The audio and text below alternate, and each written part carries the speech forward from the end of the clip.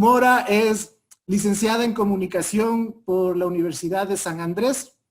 Tiene una maestría en tecnología, innovación y educación por la Universidad de Harvard. Otra maestría en medios, tecnología y sociedad por la Northwestern University, en donde actualmente está cursando sus estudios doctorales, y su énfasis y su foco de investigación es acerca de la comunicación mediada por las pantallas y la cultura digital.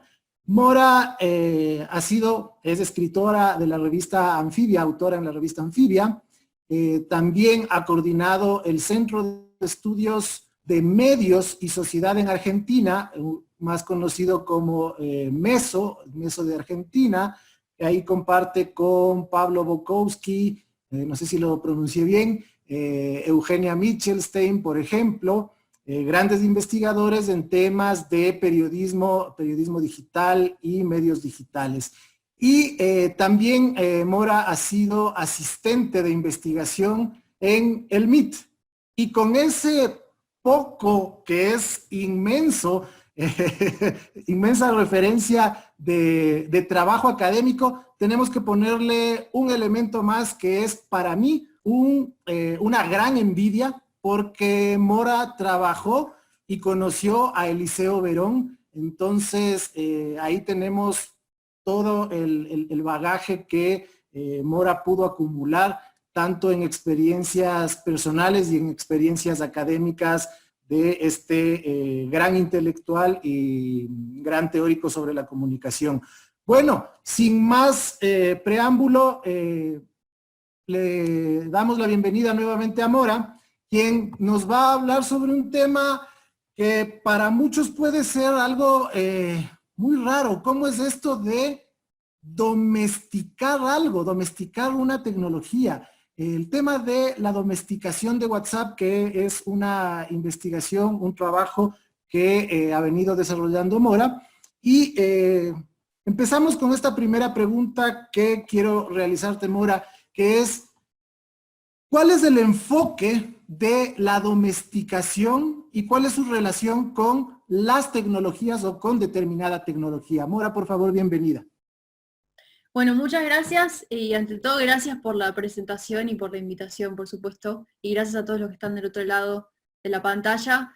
La domesticación es una palabra que siento que conocemos en general por la vida cotidiana. En general, cuando uno piensa en domesticar, piensa en algo que cae bajo el control humano, ¿no? Uno piensa, por ejemplo, en la domesticación de animales, o piensa, no sé, en la domesticación de la naturaleza, esta idea de que hay elementos del paisaje, elementos naturales, que los humanos lentamente, gradualmente, logran incorporar a su propia rutina cotidiana y logran de alguna forma domar, ¿no? Esta idea de que se domestica lo salvaje. En los años 80 y en los años 90 hubo algunos investigadores de la London School of Economics, particularmente Leslie Haddon y Roger Silverstone, y después, por ejemplo, Sonia Livingstone, una mujer que estudió con ellos, que empezaron a preguntarse si no era interesante pensar en las tecnologías y en los medios de comunicación como artefactos que las comunidades, que los humanos eventualmente domesticaban. ¿Y qué significa domesticar en este contexto? Dos cosas. Por un lado, la idea que acabo de decir de domesticar lo salvaje, incorporar algo que nos es externo, que nos es extraño, a algo normal de la rutina cotidiana, y también domesticar en el sentido de incorporar un objeto externo dentro del ámbito doméstico. ¿Por qué doméstico? Porque en ese momento se estaba pensando mucho, por ejemplo, en la televisión. ¿Qué pasaba cuando una televisión, el artefacto de la televisión, pasaba, por ejemplo, de una fábrica donde se la hacía a un comercio donde se la vendía e ingresaba en el espacio, por ejemplo, en el espacio del living, ¿no? Estamos hablando de que esta teoría surgió cuando había sobre todo tecnologías de la comunicación y de la información que se imaginaban como fijas en la casa. Por ejemplo, la televisión. Por ejemplo, una radio, que bueno, se podía asociar con los medios tradicionales, ¿no? Y también se pensaba, por ejemplo, en computadoras fijas de escritorio o en teléfonos de línea, todas cosas que tenían un lugar puntual en el espacio del hogar, ¿no? Entonces la idea fue, ¿cómo hacen los humanos con distintas características, con distintas variables de género, de edad, de nivel socioeconómico, para incorporar, para traer objetos extraños y hacerlas parte de sus vidas en sus entornos domésticos, ¿no? Entonces de ahí viene la idea de domesticación. Ahora, lo que yo estoy estudiando es como una especie de neodomesticación, la han llamado neodomesticación, porque estoy hablando, y lo que vamos a hablar hoy sobre todo tiene que ver con tecnologías que no tienen un cuerpo, que no tienen una tangibilidad como la tenía la televisión, que no tienen una cosa fija, sino que son cosas móviles, intangibles, como por ejemplo WhatsApp. Pero eso también es algo que domesticamos y eso también es algo que se está considerando en esta nueva etapa de este approach del estudio de la tecnología, que es la domesticación. Esto de la domesticación me lleva a también hacer una analogía con cuando Robinson Crusoe se encuentra con el indígena, con el habitante de la isla, y él lo que hace es domesticarlo o viernes. ¿Cuál es la relación entre lo que domesticamos y lo que nos domestica? ¿La tecnología nos domestica o nosotros lo domesticamos? ¿Cuál es la relación y la interacción que hay en eso? Bueno, justamente quizás la idea de domesticación, así si la tomamos simplemente, nos reenvía a una relación muy asimétrica, ¿no? En la que una de las partes tiene mucho poder sobre la otra y la termina dominando, y que hay como una especie de control que está de una sola parte de ambas partes. No necesariamente es así, y lo que nos enseñan los estudios de la ciencia y la tecnología es que las relaciones con los objetos tecnológicos de la información y la comunicación en general son mutuos. No hay como una especie de correlación, hay una especie de coproducción entre ambas partes, y justamente el interés de esta teoría era tratar de evitar cierto determinismo tecnológico, ¿no? Era tratar de decir, no es que las tecnologías nos determinan, no es que por todos estar mirando la televisión vamos a terminar bobos o tontos o que nos están lavando la cabeza, no es que porque todos estamos en Facebook estamos pensando exactamente lo mismo. Hay un proceso muy complejo en el que los objetos ingresan a nuestras vidas, ojo, ingresan con ciertas narrativas, con ciertos discursos, uno se apropia de una tecnología que tiene un montón de discursos alrededor, ¿no? De qué significa esa tecnología, de quiénes la están utilizando, de cómo se utiliza, de qué significa, de con qué mundo me conecta, pero luego esa tecnología entra con todos esos discursos en nuestras vidas. Nosotros hacemos un proceso que en esta teoría se llama conversión, que tiene que ver con negociar los discursos dominantes alrededor de este objeto y también asociarlos con nuestra propia identidad, negociar hasta qué punto se asocian con nuestra identidad o no, los incorporamos en determinadas rutinas temporales y también los incorporamos en determinados espacios físicos, ¿no? Y en todos esos procesos que estoy diciendo, que son los procesos de la domesticación, hay una relación mutua muy fuerte. No es que una parte domina a la otra o la otra parte domina a la otra, es una relación mutua que se genera. Y justamente hay que prestar mucha atención a los sentidos que se generan, a las prácticas, a los discursos que rodean las tecnologías. En ese sentido, a mí me llama mucho la atención, por ejemplo, cómo la gente de la London School of Economics, por ejemplo, Sonia Livingstone, se dedica a hacer investigación sobre el uso de los medios sociales, pero en la infancia y en los jóvenes. Y de ahí parte para ver una proyección sobre cómo se está dando esta apropiación y esa transformación. ¿Cómo incide esto de la domesticación en varios grupos sociales? La investigación que desarrollaste tú tiende a eso. ¿Qué cosas nuevas encontraron que no se sabía o que realmente vinieron a descubrir nuevos usos o nuevos usos? Sí, totalmente, porque digamos, hay dos maneras de pensar la relación entre las tecnologías de la comunicación y lo que podemos llamar etapas de la vida, ¿no? O el desarrollo de las etapas de la vida. Que el paper del que estás hablando, el trabajo académico del que estás hablando, que es un trabajo que escribimos con Eugenia Milchestein y Pablo Bukowski para una revista que se llama New Media and Society, es un paper que justamente habla sobre WhatsApp, la domesticación de WhatsApp, en relación con 3 etapas de la vida. Pero hay dos maneras de pensar las etapas de la vida y las tecnologías. Por un lado podemos pensar que una tecnología se incorpora en determinado momento de la vida y podemos ver el transcurso de esa tecnología a lo largo de la vida de la persona, que es muy interesante y por ahí tiene que ver con lo que vos estabas diciendo. Y uno podría decir, bueno, por ejemplo, yo me socialicé con la televisión desde muy pequeña, con la tecnología del VHS, y después me socialicé con los chats tipo MSN. Y eso probablemente influyó en cómo yo luego me relaciono, cómo domestico, entre comillas, una tecnología como la de el chat de WhatsApp, por ejemplo. Y otra cosa es lo que hicimos nosotros, que es decir, bueno, no pensemos longitudinalmente, es decir, no pensemos a lo largo del tiempo, pensemos en un momento determinado del tiempo, pero pensemos en qué etapas de la vida están estas personas que estamos mirando. ¿Qué personas estábamos mirando? Estábamos analizando 158 entrevistas con adultos de más o menos 18 a 77 años, y también teníamos una encuesta que habíamos realizado, MESO, todo esto lo realizó MESO, el Centro de Estudios de Medio y Sociedad en Argentina, que codirigen Pablo y Eugenia. Teníamos una encuesta de 700 casos en persona, también con adultos desde 18 para arriba, y queríamos ver, bueno, cómo estas personas, si las dividíamos en 3 etapas de la adultez, una etapa podría ser, por ejemplo, la adultez joven, desde los 18 hasta los 34 años, otra etapa, la adultez media, desde los 35 hasta los 59, y otra etapa, la adultez mayor, llamémosla, de 60 para arriba. ¿Cómo se relacionaban estas 3 etapas de la vida con la domesticación de WhatsApp y si hay alguna variación consistente o no? Y efectivamente lo que encontramos es que hay mucha variación en cuanto a cómo se domestica WhatsApp y el momento de la vida en que uno está atravesando. ¿A qué me refiero con momento de la vida? No me refiero necesariamente a la edad. Yo dije la edad, pero es como un marcador para hacernos una idea, pero no es necesariamente la edad.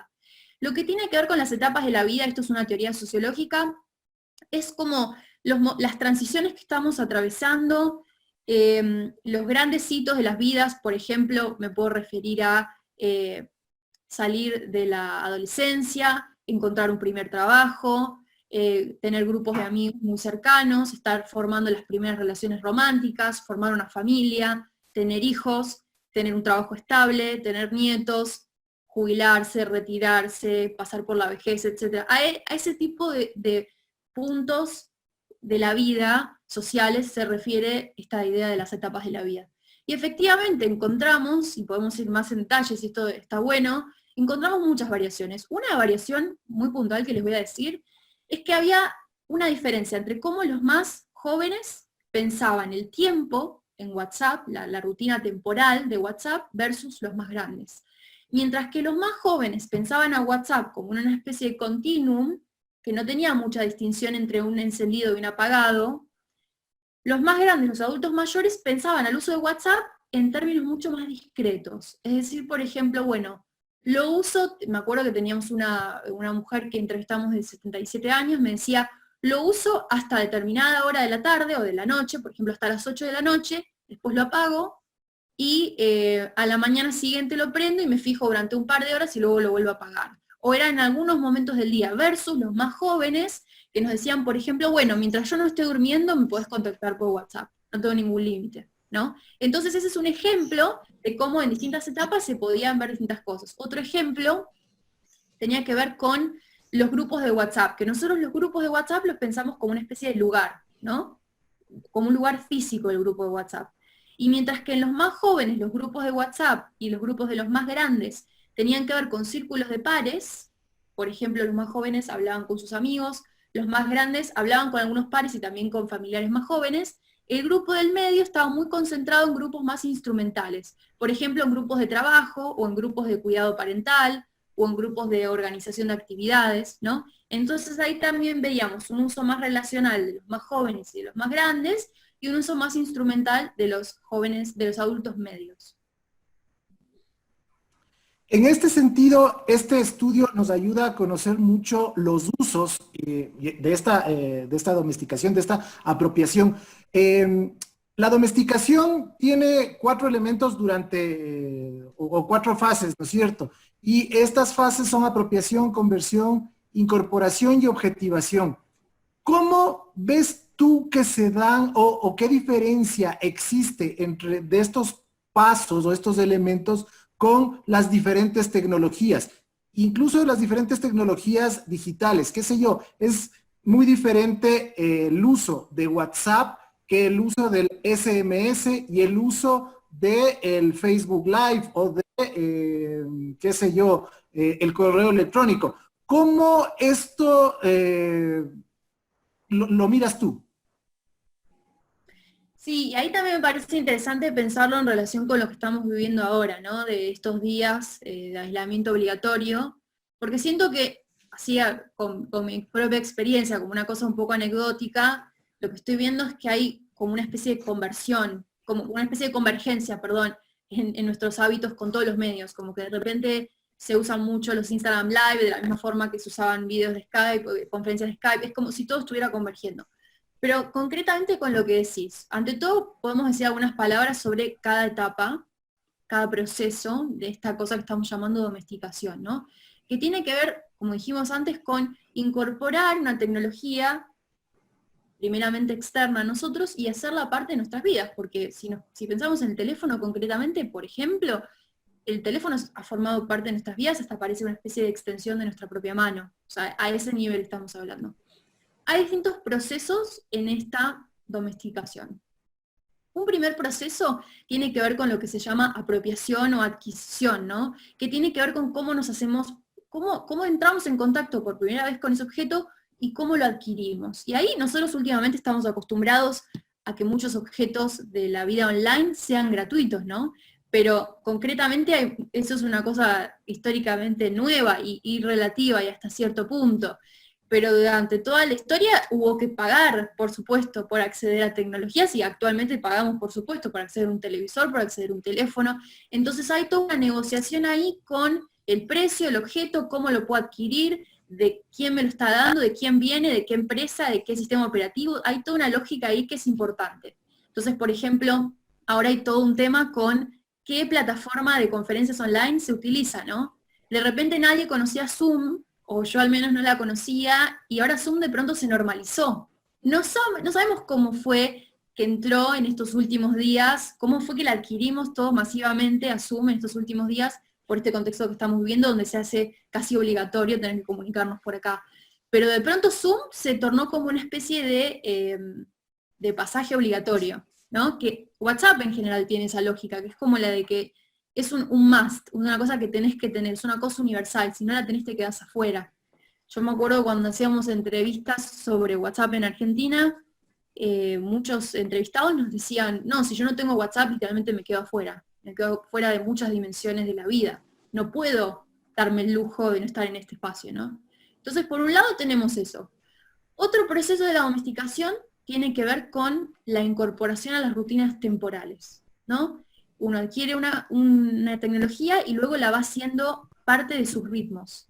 Esto no tiene tanto que ver con WhatsApp, sino más bien con los celulares. Yo estaba haciendo entrevistas hace un tiempo y preguntaba siempre a los entrevistados cómo es su relación con el teléfono, ¿no?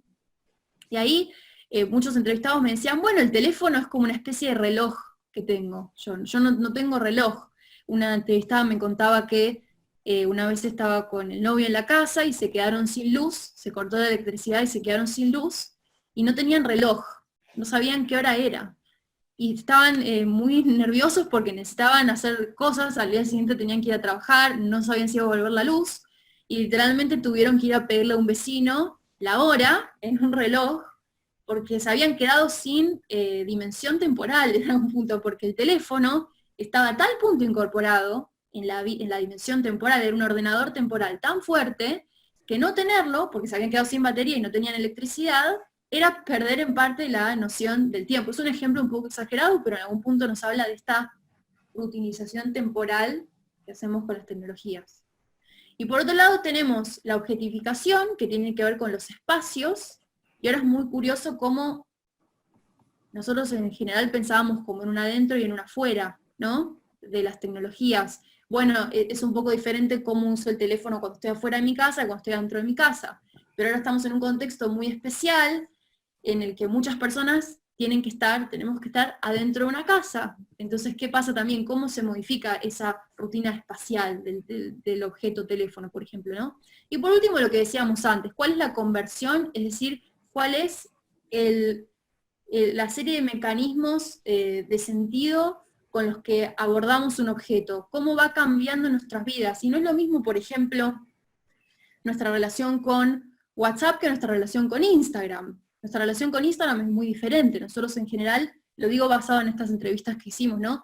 La gente suele pensar en Instagram como un espacio estetizado. Ahora no sé si esto está cambiando un poco esta cuarentena que estamos viviendo, pero en general se piensa en Instagram como un espacio estetizado, bello, donde hay que lucir una mejor cara, que tiene que ver con presentar las cosas de manera como si fuera un desfile, y después tenemos, no sé, Snapchat, que para los más, o ahora TikTok, que tiene que ver con un espacio de más libertad, más Snapchat, ¿no?, que TikTok, con un espacio de improvisación, de libertad, de lo efímero. Entonces ahí se van viendo qué diferencia hacemos con la domesticación de nuestros objetos.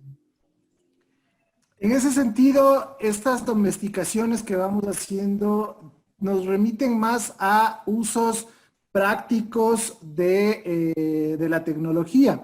Y hay muchos teóricos, muchas corrientes también de las ciencias sociales que van en contra de o no están muy acordes con el trabajo o con la incorporación de los usos tecnológicos y las apropiaciones tecnológicas de grupos sociales. En ese sentido, piensan que utilizar la tecnología es lo que decías al inicio de la conversación, embobarse todos. Ahí volvemos nuevamente a lo que Eco decía, que la televisión no fue no volvía tonta a la gente, si no, no hubiéramos tenido Mayo del 68, por ejemplo, que es lo que dice Eco, ¿no es cierto? Entonces, ¿de qué manera logramos desde la misma apropiación reconfigurar ese aparato tecnológico o ese uso de la tecnología para cuestionar al propio sistema? No sé, por ahí la pregunta.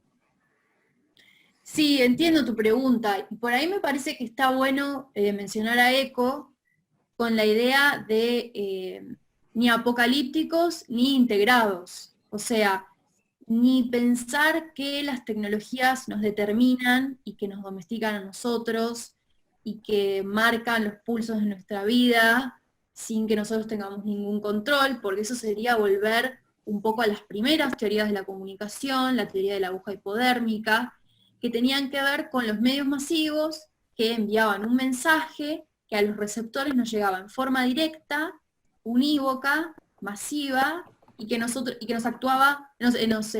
hacía actuar de determinada forma, ¿no? Entonces, ni apocalípticos ni integrados, es decir, pensar que, por ejemplo, las tecnologías de la comunicación que tienen que ver con el mundo de Internet son absolutamente democratizantes, o que todos vamos a encontrar la libertad o la emancipación o la misma cantidad de oportunidades porque tenemos el mismo acceso a una plataforma, porque evidentemente eso no es lo que está sucediendo y no es lo que estamos viendo.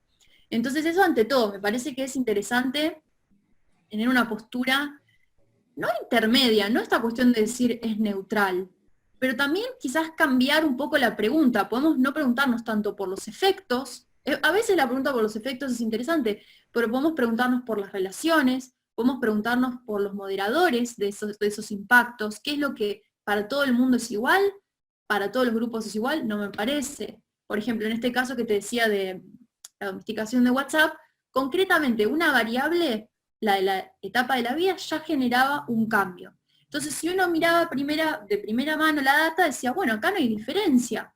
La usan todas las personas la necesitan, esto se incorporó en todas las dinámicas de la vida, una mirada rápida, ¿no? Y después si uno miraba un poco más y empezaba a pensar en distintas variables, porque por ejemplo con WhatsApp pasa algo interesante que es que no tiene mucha diferencia ni por género ni por nivel socioeconómico. Edad es la única variable que tiene un poco de incidencia en en qué grupos la usan, pero en general se la usa, es casi universal WhatsApp. ¿Pero es para todos lo mismo? No, no es para todos lo mismo. Entonces me parece que está bueno pensar como en relaciones, en contradicciones, en coproducciones, en relaciones mutuas que se determinan mutuamente y no tanto en una cosa o en la otra, ¿no? Ahí sería, viéndolo desde el lado de la cibercultura que propone y promueve este trabajo colaborativo, estas mentes en conexión, ¿sería que WhatsApp nos junta mucho más a ese espacio antropológico que dice Levi o cómo lo miras tú? Yo leí hace un tiempo un artículo, me parece que la autora se llamaba Santos. Debería chequear, ahora lo voy a chequear si puedo. Está citado en el paper que escribimos de WhatsApp, que me encantó. Me encantó. No sé si tiene que ver con un impacto político o así radical, pero fue una cosa muy pequeña que me encantó. Es una mujer que hizo una etnografía sobre cómo mujeres vecinas, grandes, adultas mayores en Brasil, usaban WhatsApp. Oliveira Santos, me parece, pero no me puedo acordar, ahora lo voy a chequear.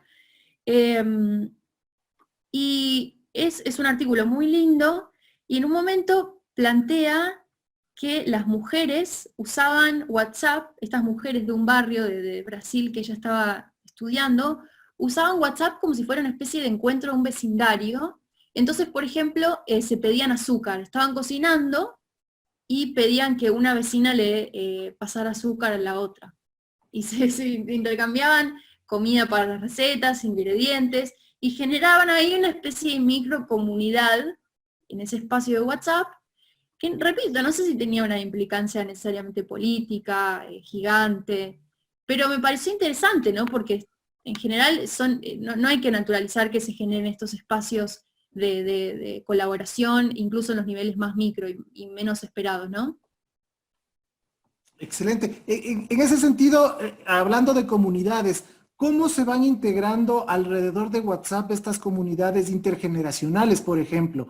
Los abuelos con los nietos, los hijos con los padres, los mismos primos. No sé, ahora mismo que estamos en este aislamiento por la emergencia sanitaria, vemos que sí, todas estas plataformas siguen funcionando. Muchos amigos los fines de semana nos reunimos por Zoom, hacemos citas, nos matamos de la risa, pero llega un momento en que ya no quiero eso y vuelvo al WhatsApp y es algo, no sé, más cercano. ¿Cómo funciona o cómo lo estás viendo tú en estos momentos a esta parte de esta domesticación nueva de WhatsApp? Con Pablo Bukowski y Eugenia Milchestein hace un tiempo escribimos una nota para la revista Anfibia, creo que la escribimos en 2017, pero sigue teniendo cierta vigencia lo que voy a decir, que está en esa nota, la pueden ver porque está colgada online, se llama Vivir en las redes. Y en esa nota lo que encontramos es que, particularmente los más jóvenes, pero lo podemos quizás aplicar para otros grupos, las redes sociales se configuraban no tanto como objetos que se utilizan, sino como espacios, entornos que se viven, donde se vive. Y lo que encontrábamos, me acuerdo que en ese trabajo comparábamos WhatsApp, Facebook, Instagram, Snapchat y Twitter. Y lo que encontrábamos era que cada uno de estos espacios, estas plataformas, se vivía con normas sociales muy diferentes, sobre todo respecto de dos cosas. Primero, de la audiencia que uno se imaginaba que estaba en ese entorno. Y segundo, del tiempo que uno se imaginaba, el tiempo con el que uno se tenía que manejar en esa plataforma. Entonces, por ejemplo, Facebook en ese momento, en 2017, se asociaba mucho con lo familiar. Bueno, en Facebook tengo a mi familia, tengo a mis tías, tengo a mis padres. En Snapchat tengo a mis contactos más íntimos, mis amigos con los que hago chistes. Estoy hablando de un grupo 18-24 años. Me decían en Instagram, lo que decía hace un rato, tengo una especie de desfile, tengo que salir bien, tengo que estar bien, tengo que hacer cosas cool, tengo que subir comida linda, comida estética, fotos con filtro. Y en Twitter busco muchas noticias y busco chistes. Y el tiempo también en cada una de estas plataformas era muy diferente. WhatsApp por ahí tenía este tiempo del continuo, Twitter tenía el tiempo de lo inmediato, Snapchat tenía el tiempo de lo efímero, Facebook tenía un tiempo como más relacionado con hitos. Por ejemplo, las personas iban a Facebook para decir, me recibí de la carrera, hoy me gradué, o me casé, o como grandes eventos de la vida, e Instagram una cosa más cotidiana, de vuelta estetizada. Entonces todo esto nos indica que las personas efectivamente se imaginan diferentes audiencias, o por supuesto correspondiente con su experiencia, ¿no? Y diferentes temporalidades.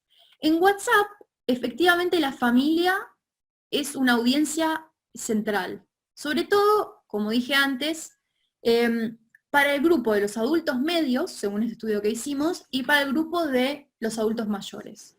Los adultos más jóvenes, 18-34 años, lo asocian sobre todo más con compañeros de trabajo, compañeros de la escuela, compañeros de estudio, parejas. Pero en los adultos medios, que tienen de entre 35 a 59 años, en esta clasificación que hicimos, WhatsApp se relacionaba realmente con un espacio de gestión familiar.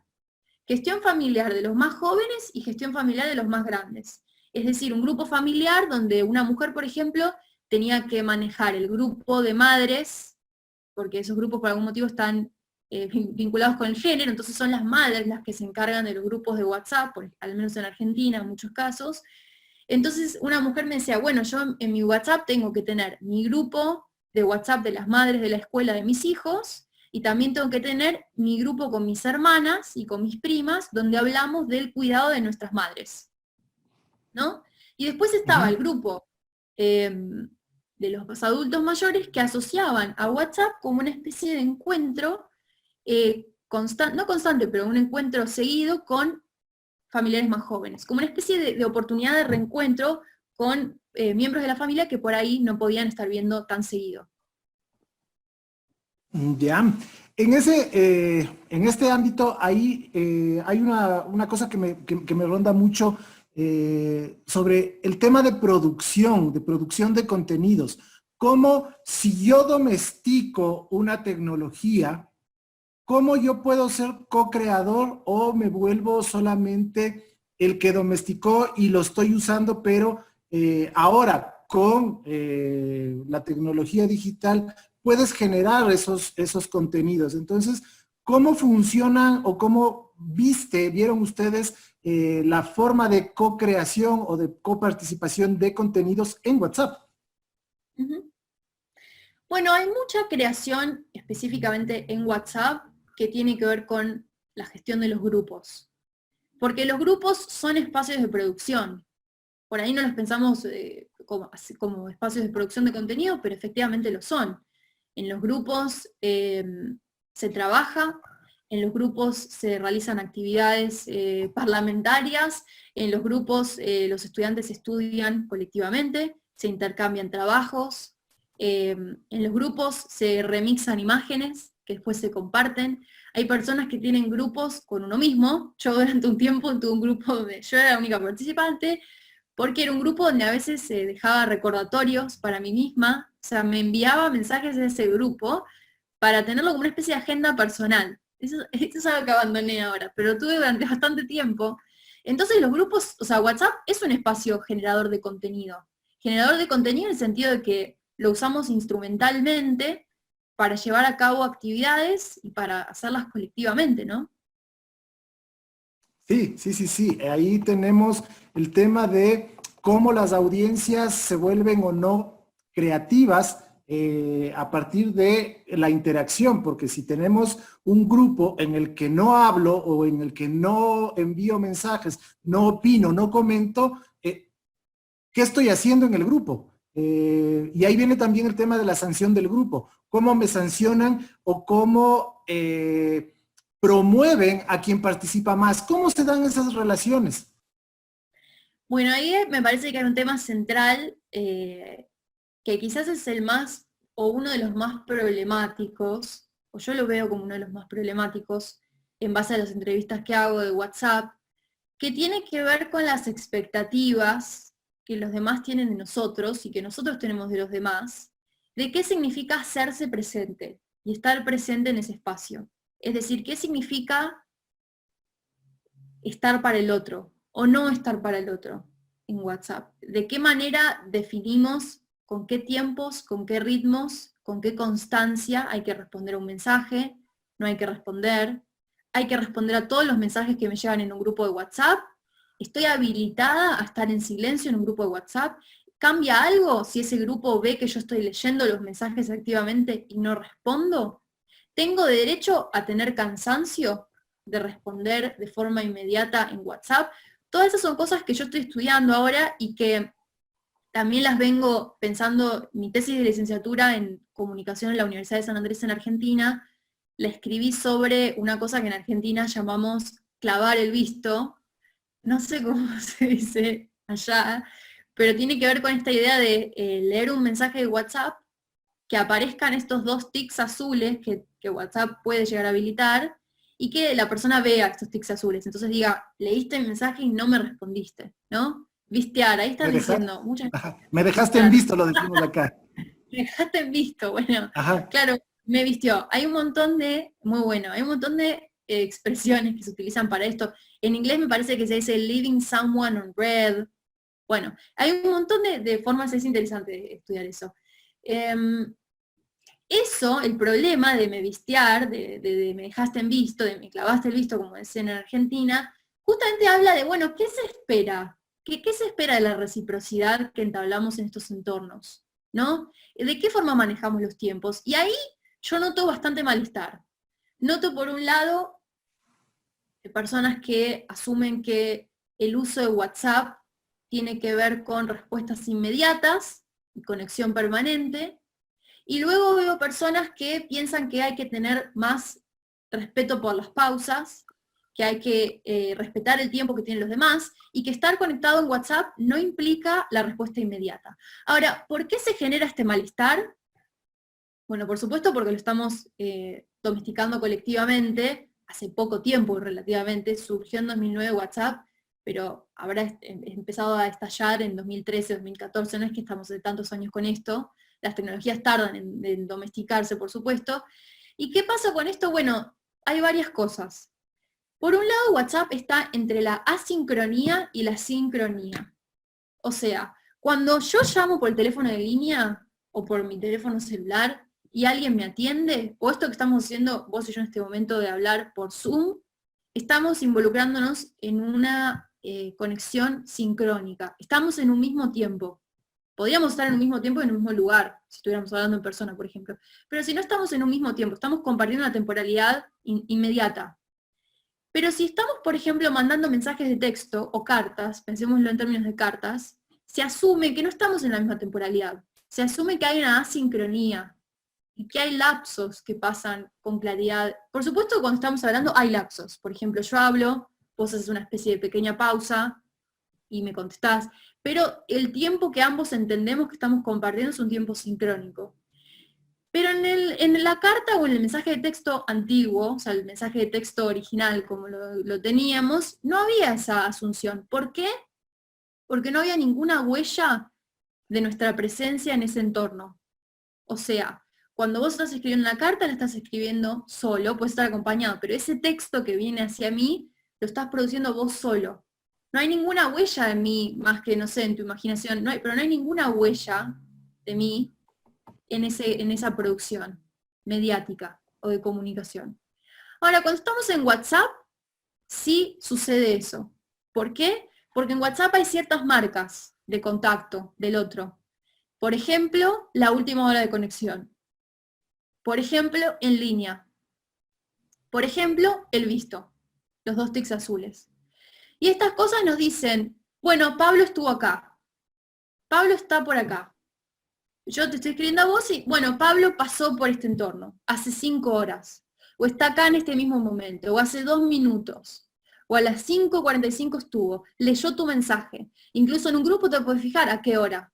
Bueno, miró tu mensaje a tal hora. Todas esas son huellas de vos o de mí que generan una especie de sincronía, ¿entendés? En la ausencia de nuestros cuerpos. Estamos de alguna forma sincrónicamente, pero no necesariamente, porque vos podés estar, Pablo, en el chat hablando con otro, simplemente pasando por ahí, te desvelaste a la noche y abriste el chat, o se te quedó abierto el chat, o lo que fuera, un glitch técnico, no importa, pero no necesariamente estás conmigo. Entonces ahí se empiezan a generar ciertos malestares, ¿no? Que además, bueno, por supuesto, se corresponden o se agrandan por la idea que estamos cada vez más pegados a las tecnologías, más allá de que las domestiquemos, hay una tendencia a vivir con las tecnologías cada vez más y a tener un ritmo 24/7, ¿no? Con lo que hacemos ahí.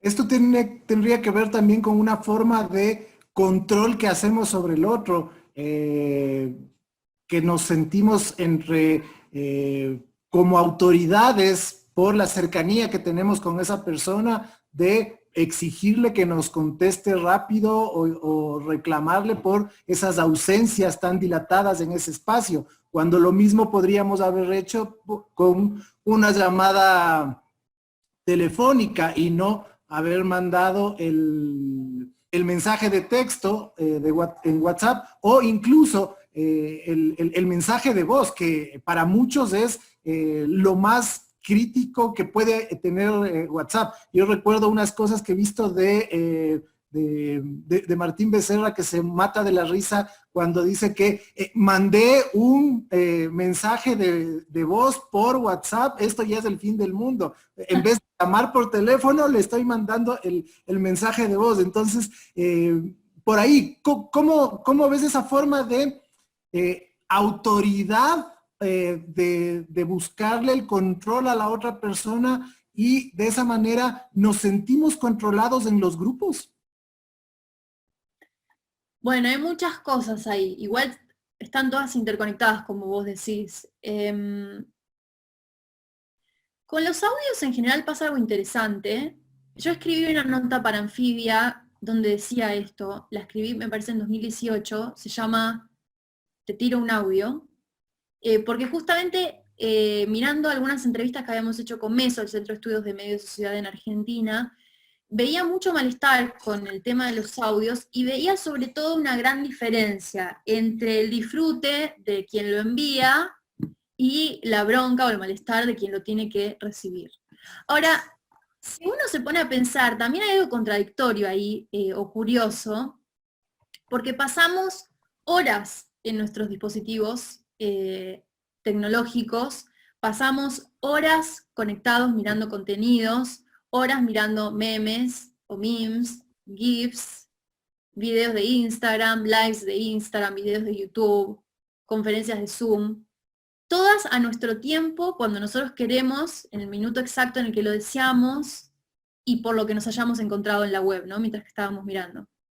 Ahora, sin embargo, cuando aparecen 30 segundos o un minuto de una voz de un otro, que no se puede pausar, sí se puede pausar, pero se perdería el sentido, ¿no? Que no se puede pausar, que no se puede controlar, que no se puede remixar, que no se puede controlar, genera mucho malestar. Es como me estás imponiendo que escuche esto, me estás imponiendo que escuche 30 segundos.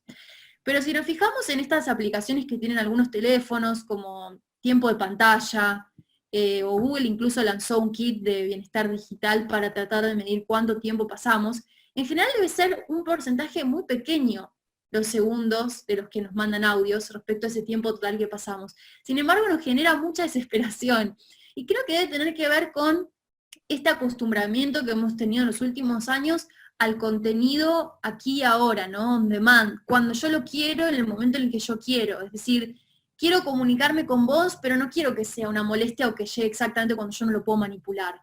Ahora, por ejemplo, hay mucha, en los más jóvenes hay molestia con las llamadas telefónicas. Se las considera un poco invasivas o demandantes, es como, ¿por qué me tenés que llamar? No me lo puedes, porque hay algo como, estamos comunicándonos todo el tiempo, pero hay algo raro en sostener el aquí y ahora cuando se siente la sensación de hacer otras cosas, o del multitasking, que me interrumpan eso, ¿no?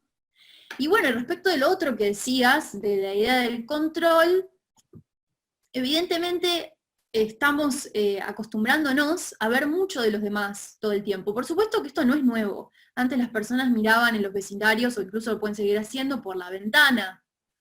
Decían, hay luz, o la película incluso de Hitchcock, La ventana indiscreta. La idea de todo el tiempo estar sacando conclusiones simplemente con mirar un retazo de una ventana, de la vida del otro, y saber lo que el otro está haciendo, lo que el otro está pensando, y por lo tanto tener cierto control.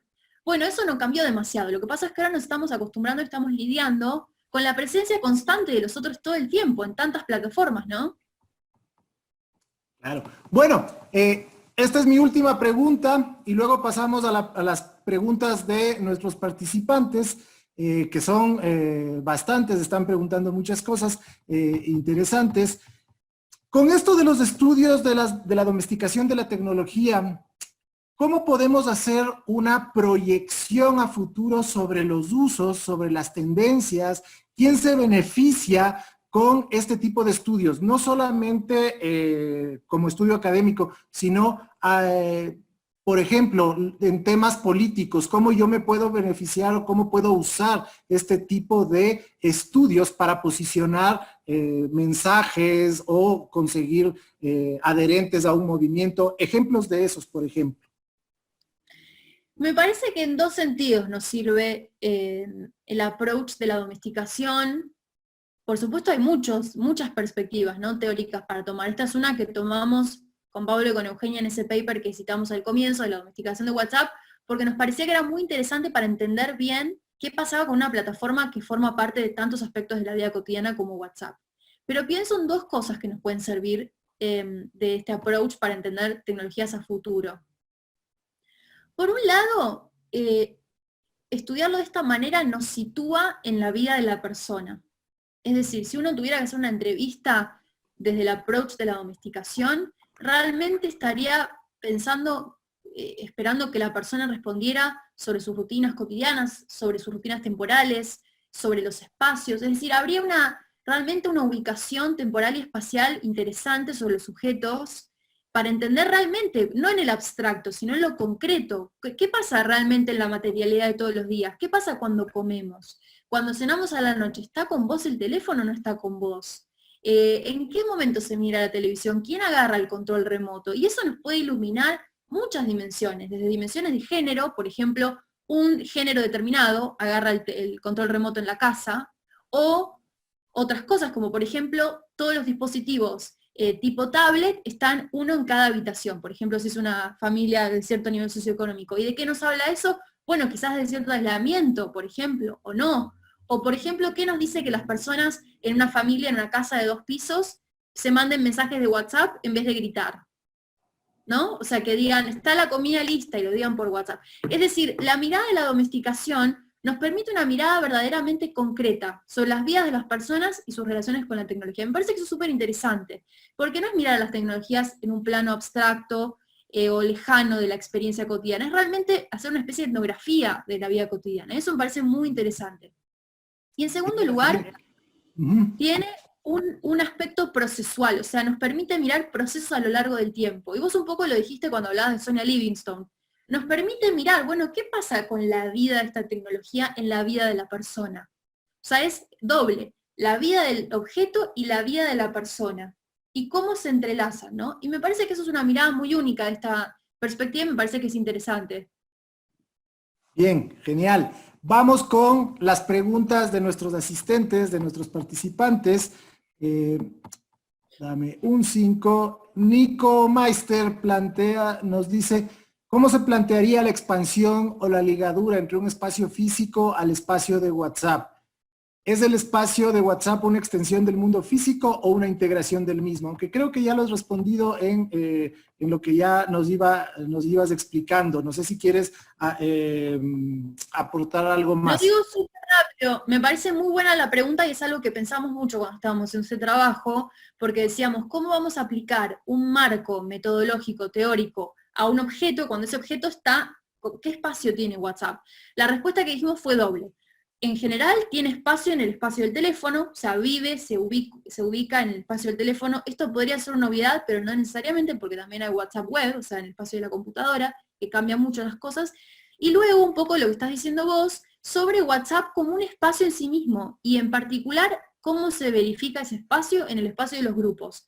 ¿Por qué en los grupos? Bueno, porque en los grupos hablamos, ahora sobre todo con esta situación del coronavirus, hablamos con una persona que nos va a vender verduras, carne, hablamos con una persona que nos tiene que atender, con el médico, hablamos con personas con las que trabajamos, con amigos con los que estudiamos.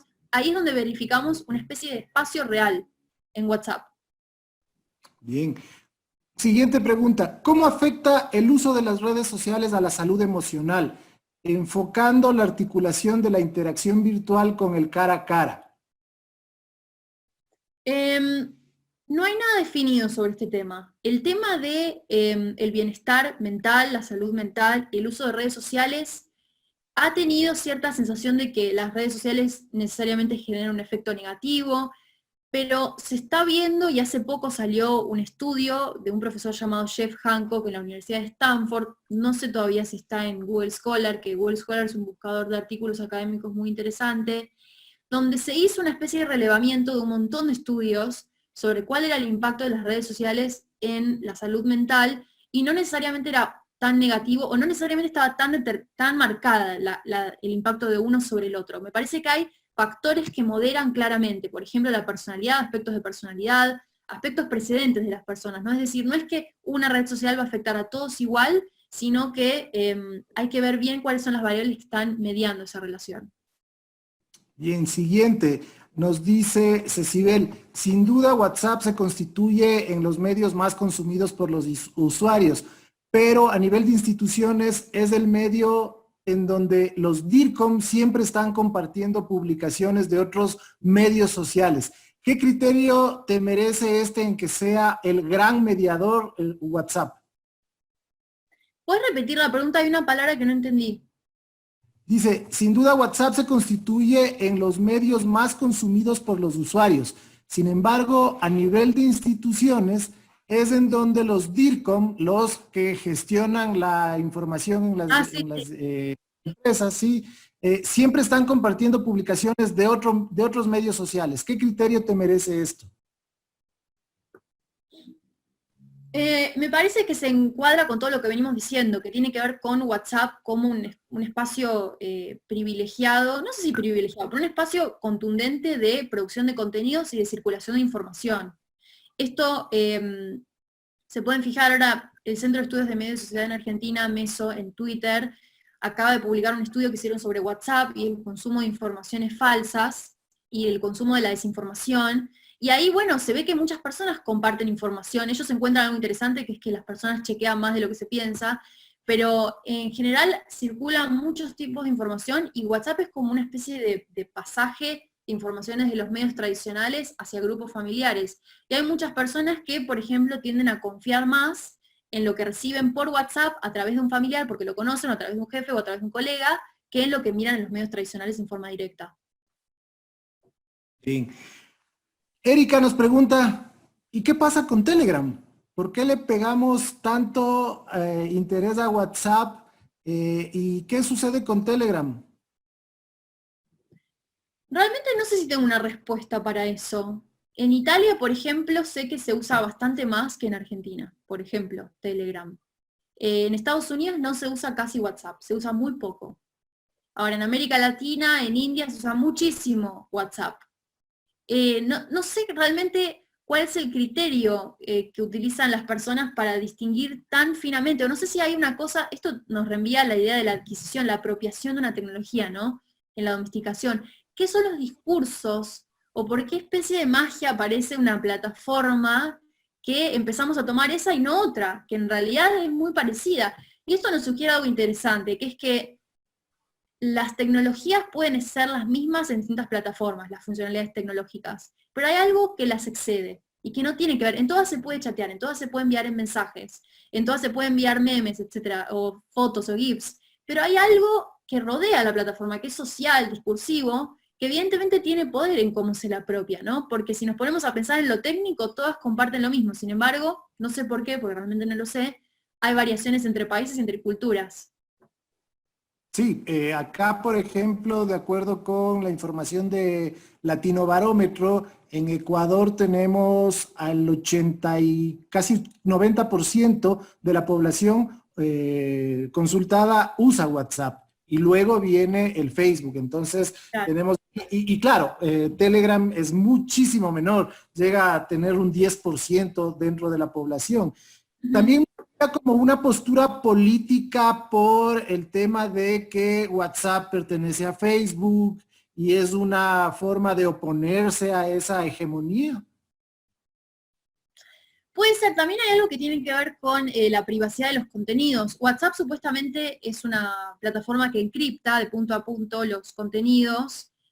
Se supone que Telegram tendría como más, habría como más certeza sobre su capacidad de encriptar contenidos o su capacidad de mantener más privacidad.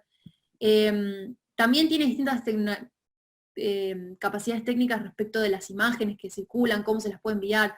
Pero repito, son diferencias evidentemente discursivas, que no tienen que ver con lo técnico. Son diferencias de uso y posturas distintas hacia lo tecnológico. Sí, completamente de acuerdo. Una última, habla sobre qué relación tiene el WhatsApp en términos de formalidad en relación con un correo electrónico formal. Que es, por ejemplo, si yo quisiera renunciar, envío un WhatsApp, ¿es más válido o es igual de válido que una carta formal o un correo desde el correo institucional? Muy buena esa pregunta. Evidentemente no sería lo mismo, evidentemente, porque repito, bueno, además que estoy pensando, ¿no? El email tiene ya como una especie de estatuto legal, como que uno manda un email y lo está mandando escrito por email, todo lo que se ha dicho en un email tiene peso, sobre todo en un contexto laboral, donde se puede reenviar, donde queda como, uno hace contratos por email, uno hace promesas por email, o sea, el espacio del email, con promesas a nivel laboral, digo, ¿no? Es como si hubiera cobrado un estatuto fuerte el email en términos profesionales y todavía no estamos en ese punto para WhatsApp. Pero lentamente me parece que se está yendo hacia manejar muchas decisiones importantes a nivel trabajo en el espacio de WhatsApp. Y muchas empresas incluso están manteniendo canales institucionales por WhatsApp y muchos, y lentamente va a haber políticos y políticas que quieran mantener canales de WhatsApp, si no es que ya los hay, con las personas. Ciudadanos, etcétera. De manera que no va a faltar demasiado, me parece, para que haya una institucionalización fuerte de WhatsApp en esos ámbitos que nos parecen serios, legales, profesionales. Me parece que ya estamos yendo hacia eso. Hay otra pregunta acá de Gonzalo, dice, en mi investigación, Messenger es equivalente a WhatsApp en una muestra de jóvenes universitarios. Según el Big Data, eso llamó mucho la atención, el Messenger y el WhatsApp, esas relaciones, ¿son equilibradas? ¿Cómo lo ves tú? Em, yo, no en ese estudio, sino en otro que hice yo hace un tiempo, que todavía no está publicado, pero no era sobre ese tema igual, pero eh, preguntaba sobre distintas plataformas de mensajería y hay algo diferente con WhatsApp, por lo menos en Argentina, lo que encontré yo, había cierta diferencia entre Facebook Messenger y WhatsApp. ¿Por qué? Porque Facebook Messenger se asociaba mucho con el dispositivo Facebook, como si fuera un dispositivo adentro de un dispositivo, ¿no? Y entonces Facebook, como dijimos al comienzo con este artículo de Vivir en las redes, se relacionaba con un tipo de audiencia y con un tipo de temporalidad muy diferente al tipo de temporalidad de WhatsApp. Mientras que WhatsApp se lo imaginaba como un espacio más íntimo, más inmediato, más constante, por ahí Facebook tenía que ver con contactos más lejanos, con una temporalidad más distanciada. Entonces, eso sí se percibía en el aspecto del chat, al menos en lo que encontré yo, pero puede ser que en otros contextos, con otras muestras y con otras edades, suceda algo diferente.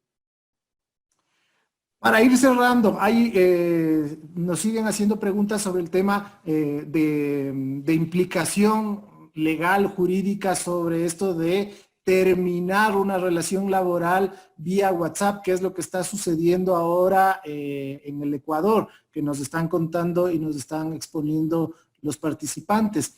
En la misma forma de la pregunta anterior sobre esta formalidad, ¿es tan igual o equilibrado o equiparado cuando rompes una relación emocional con alguien por WhatsApp que de manera física, éticamente, ¿qué correspondencia tiene cuando igual estás terminando una relación laboral por este medio que se puede decir tan informal, pero es muy próximo, muy coloquial y muy de oralidad nueva, como lo veo yo? ¿Qué Ujú. opinas? Es una pregunta complicada, yo no sé si tengo una respuesta, porque también implica dimensiones no solamente legales, bueno, en las relaciones románticas no, ¿no? Pero en las relaciones profesionales implica, o por ahí sí también, implica cuestiones legales, morales, éticas, costumbres que estamos desarrollando ahora mismo, todos los días, porque son tecnologías relativamente nuevas y estamos pasando parte de nuestras vidas en una dimensión digital, que por ahí antes no era tal. De manera tal que lo que estamos hablando está actualmente en movimiento. No sabemos cómo va a seguir, no sabemos cómo va a terminar, no sabemos hacia dónde va. Pero me parece que lentamente, eventualmente me imagino que ciertas dimensiones de la vida cotidiana tendrán que separarse un poco más, ¿no? En estas plataformas, porque lo que ahora está sucediendo es que por ahí una persona abre su WhatsApp y ahí mismo tiene sus contactos laborales, sus contactos familiares, sus contactos románticos, eh, todas las dimensiones de su vida colapsadas en un mismo dispositivo, ¿no? Todas. Con el mismo tipo de funcionalidad técnica, o sea, hay un montón de personas, hay anécdotas de personas que han enviado un mensaje equivocado a otra, ¿no? Con estragos. Uno por ahí quería enviarle un mensaje a un amigo y se lo envía a un jefe, hay un problema fatal, ¿no? Entonces, evidentemente ahora estamos manejando todo como podemos, porque estamos, por supuesto, lidiando con las cosas a medida que suceden, en un mismo dispositivo. ¿Será que en el futuro quizás se distingan un poco más esas dimensiones como sucedía hasta ahora? Que había cierta relativa distinción espacial, al menos. No lo sé, quizás tengamos que ir para ese lado, porque evidentemente las personas tienen que lidiar constantemente con esta cosa, que esté todo en un mismo espacio, en un mismo lugar. Ahora sí, para cerrar, la última que nos envían por Facebook Live, y también tiene relación con otra pregunta que me había saltado. La relación de WhatsApp y ahora con los temas escolares, los temas educativos. Muchos profesores están utilizando WhatsApp para enviar tareas o para recibir tareas, y también tiene mucho que ver con la forma de conexión. Nos hemos dado cuenta que en algunos casos, incluso en la propia universidad, en universidades de posgrado, que los estudiantes no tienen computador o no tienen el acceso de conexión, y el WhatsApp es su única forma de conexión con la universidad. ¿Cómo ves esto de esta apropiación y esta domesticación de WhatsApp en la educación? Bueno, ese fue un aspecto central del paper que escribimos con Pablo Bukowski y Eugenia Milchestein, en el sentido de que para los más jóvenes, 18 a 34 años, que por ahí era el grupo que más estaba realizando estudios universitarios, estudios terciarios, o que incluso había docentes también, que tienen efectivamente que manejar sus actividades diarias por ahí. A veces, incluso, muchas veces hay cursos, clases que tienen un grupo de WhatsApp asociado, es decir, que se convierte en un punto, en una especie de pasaje obligatorio en algunos casos. Si no es obligatorio, hay un gran enriquecimiento que se produce en el espacio del grupo cuando los estudiantes colaboran con materiales, pero también hay todo un tema con los manejos de las responsabilidades de los padres respecto de los docentes. Por ejemplo, lo que decíamos antes, en Argentina, no sé cómo es allá, pero en Argentina muchos grupos de WhatsApp de los niños más pequeños tienen que ver con que las madres manejen los grupos de WhatsApp. O sea, ahí hay un tema de género importante a analizar. ¿Por qué son las madres las que tienen únicamente que hacerse responsables de las organizaciones cotidianas de lo que necesitan los niños a la hora de ir a la escuela, por ejemplo? O sea, hay muchas dimensiones, y me parece que da para mucho esta conversación. Me parece que habla de lo que estabas diciendo vos antes, de esta especie de colapso con el tema del trabajo, esta especie de colapso de múltiples dimensiones de la vida en un espacio que fue diseñado uniformemente, para todas igual, ¿no? Porque WhatsApp no distingue qué estás conversando o no. Entonces, evidentemente tenemos que lidiar con eso, y supongo también que las empresas, los diseñadores, las tecnologías también lo deben estar teniendo en cuenta. Sí, efectivamente, ahí yo, para ir cerrando, yo soy uno de los excluidos de los grupos de WhatsApp del colegio de mis hijas, por ejemplo. Las madres hacen solamente el grupo entre madres, y cuando nosotros también necesitamos enterarnos de muchas cosas, incluso desde las autoridades de los colegios hacen los grupos solamente con las madres de familia. Entonces ahí también hay una exclusión. Pero no, muchísimas gracias, Mora. Ha sido una conversación riquísima. Espero que todos nuestros participantes hayan quedado con muchas más preguntas, con muchas más inquietudes, y que esto haya sido el inicio de un bichito que les vaya picando, les vaya mordiendo, para seguir investigando sobre el tema, para que vean cómo las tecnologías son transformadoras, nos transforman, y nosotros también vamos transformando a la sociedad mediante las tecnologías. Y nada, agradecerte muchísimo. Esperamos poder tenerte muy próximamente en el Ecuador, en nuestra especialización de comunicación digital, que les invito a que participen, si es que no se han animado a hacer un posgrado. Esta es una especialización que dura un año, y temas sobre estos los vamos a estar tratando constantemente en nuestro programa de especialización. Gracias, Mora. Ecuador, Quito te saluda mucho. Esperamos que conserves mucho la salud tanto física como mental, y nos estaremos mandando un WhatsApp de cuando en vez. Muchas gracias y gracias a por ustedes. favor, gracias a ustedes, a vos, Pablo, a la universidad por la invitación, a la especialización y a todas las personas que estuvieron del otro lado, y también mucha salud en este momento raro que estamos atravesando. Gracias. Sí, gracias a todos ustedes por su participación, por sus preguntas, y nada, nos vemos el próximo jueves, que tenemos otra conversación con José Rivera sobre el tema económico y el uso de plataformas para los negocios digitales ahora en estos tiempos de COVID. Gracias nuevamente, Mora, un abrazo, saludos y saludos a todos ustedes y que tengan mucha salud. Gracias. Gracias. Y nos Chao.